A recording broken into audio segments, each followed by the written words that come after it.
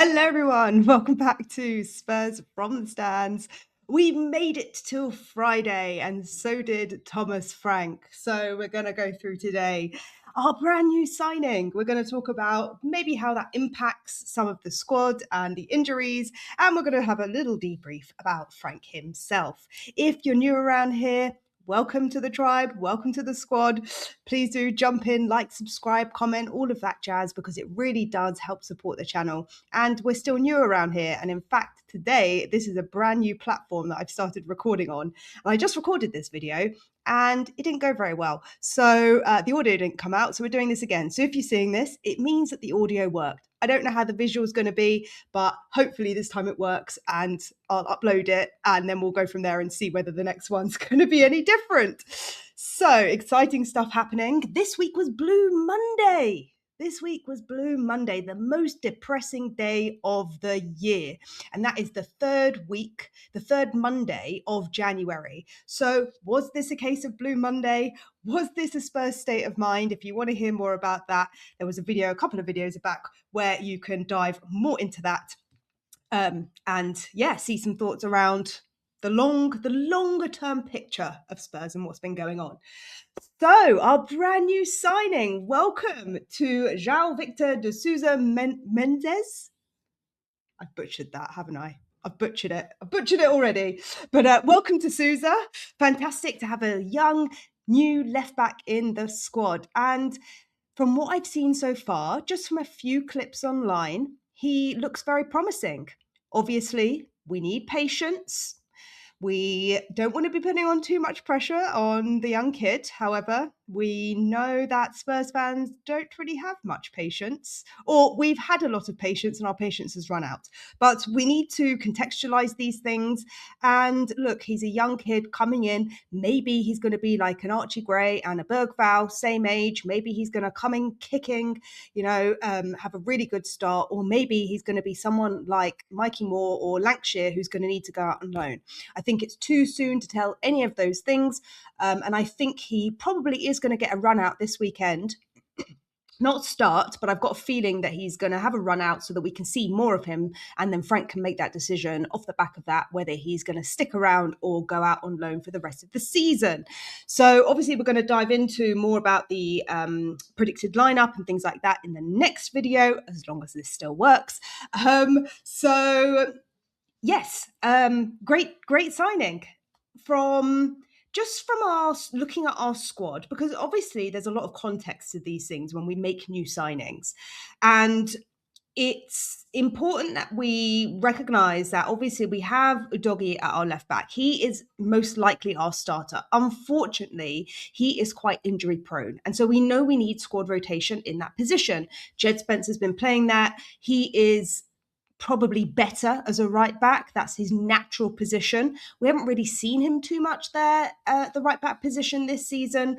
So I'm wondering, I think Souza's going to be the guy who's sort of going to come in behind Udogie.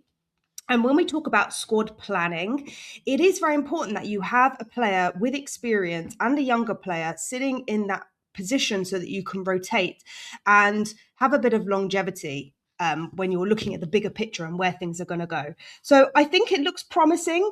Time will tell. We're going to have to see a bit of him, first of all, before we make that judgment.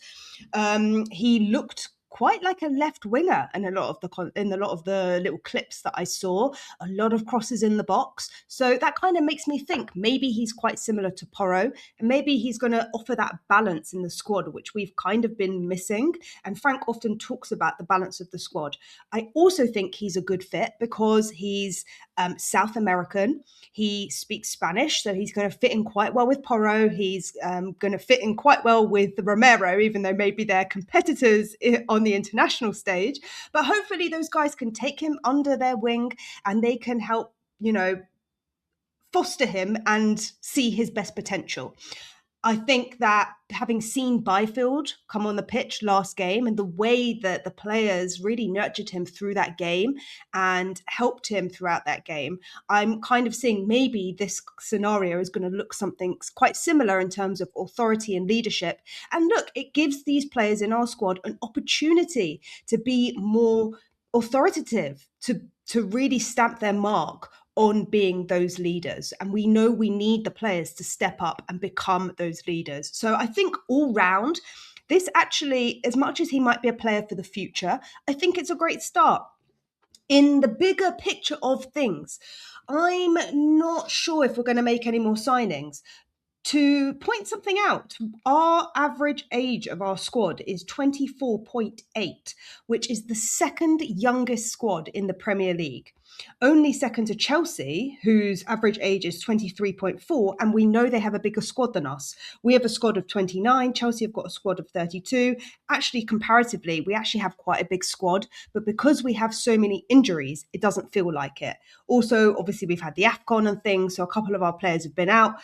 So there's a lot of stuff going on that's impacting our availability and the decisions that need to be made about any more signings, because what you don't want to do is make signings for the future and block the pathway of players currently in the squad and players that are out on loan. And when we look at this sort of bigger picture, let's say, you got to think about it like, I kind of think that ENIC are going to have this process of one out, one in. We saw that with Johnson. So I'm wondering if all this murmuring and talk about Tell and Dragusin, and maybe even Kinski now, is because we're looking at bringing in more players. The problem is you don't want to get rid of players before you're ready to bring in more. And because we know the January transfer window is a tougher window to make signings, I think there's a lot to hold out for, but patience is required because I'm not convinced we're going to be able to get one more over the line. I hope we are, 23rd of Jan, so we've got about a week to go. It's possible we bring in one more. I think 2 is going to be a push, maybe 1 on loan and 1 purchase. It could even be 1 loan. So I think we also need to look at the homegrown quota that we have. And the other thing that's hopefully they're discussing in the background is also taking into consideration our homegrown talent, because we know that we've had limitations in the past with naming our full Champions League squad because we don't have our homegrown quota. Now, we also, things to consider are we've got a few players on our books who weren't in the Champions League squad. We have Dragusin, we have Tell, we have Bissouma. We have players in our midst who are fit but haven't been named for that reason. So if we were to, and Souza comes into that category as well. So I don't think we can make 4 changes. I'm not sure. I need to check that out. But that's going to be a conversation that we can have maybe next week or something like that to get a bigger picture of, how many changes can we do? And that's going to obviously have another impact on the squad itself.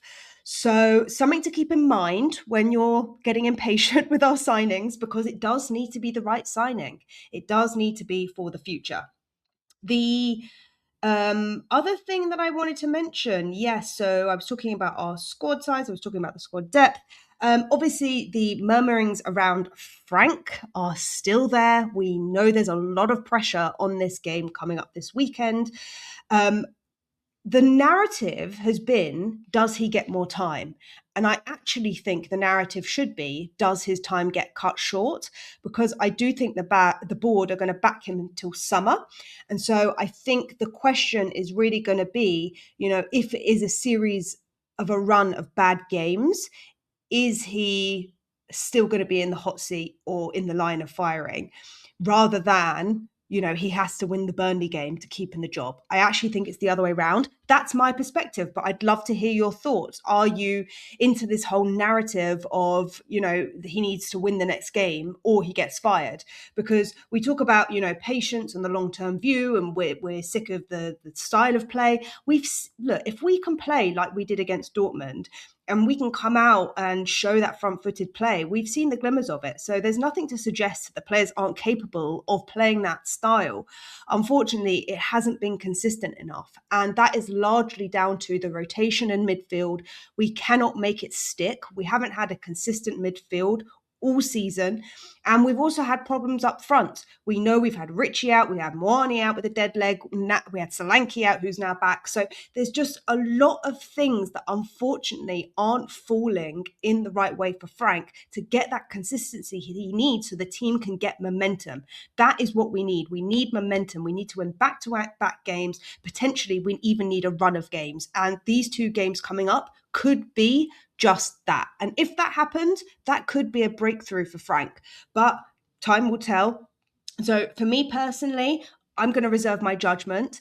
I'm not saying I want him in. I'm not saying I want him out. I'm saying I need to see more over the next few games to make that decision, to see whether this is a one-off Blue Monday situation or whether it is a constant thing that we're not going to see change. But I think he's quite adaptable. So look, let's see. The other thing that I wanted to mention was, I know there's been a lot of talk about Pochettino. And the thing is, as Spurs fans, we romanticize about situations because it's like having an ex and you break up with the ex and you have a series of worse exes. And then you're like, oh, I want to go back to that guy. And you go back into a relationship and you're like, nah, that wasn't it. That wasn't the one. And I'm wondering whether this is that type of situation. You have to remember that when Pochettino was here, it was a completely different era other than Ben Davis. But it's a completely different squad. It's a different board. It's a different chairman. It's a different stadium.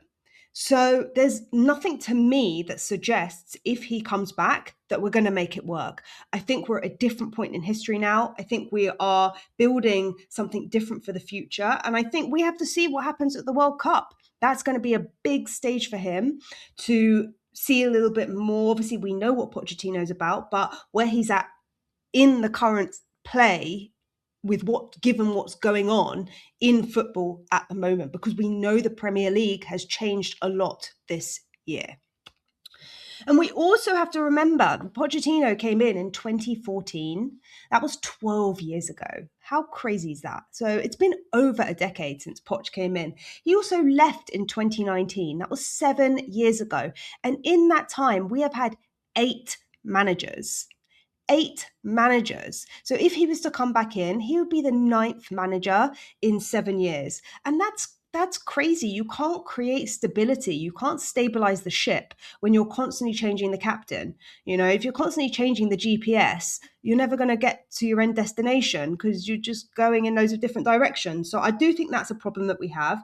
But look, Mourinho, Mason, Nuno, Conte, Stellini, Mason again, Postecoglou, Frank, they have all been and gone except for Frank at the moment as it stands. So, you know, I'm sick of the manager conversation. I just want to watch good football. And if Frank can get the team playing in a style and in a way that suits us, you know, I'm willing to give him the benefit of the doubt because it's look, on the one hand, it's been 6 months, I've seen enough. And on the other hand, I'm like, well, it's not going to help the situation.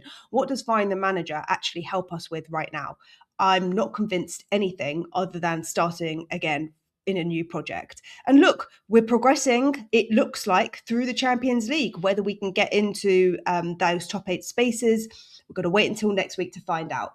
But in the main, this week has been a good news for Spurs, bar the West Ham game last weekend. You know, considering it was Blue Monday and everyone's been feeling a little bit rocky this week, you know, we've got our new signing. He's through the door. We've got bigger picture of injuries that we can talk about in the next video. And look, Frank keeps his seat for now. This video has actually been a lot shorter than the last one I recorded, so I can't remember what I missed out, but I hope that gives you the overview that you're looking for. If you have any thoughts on Souza, whether this is an exciting signing, whether you think we need more, what do you think we need more?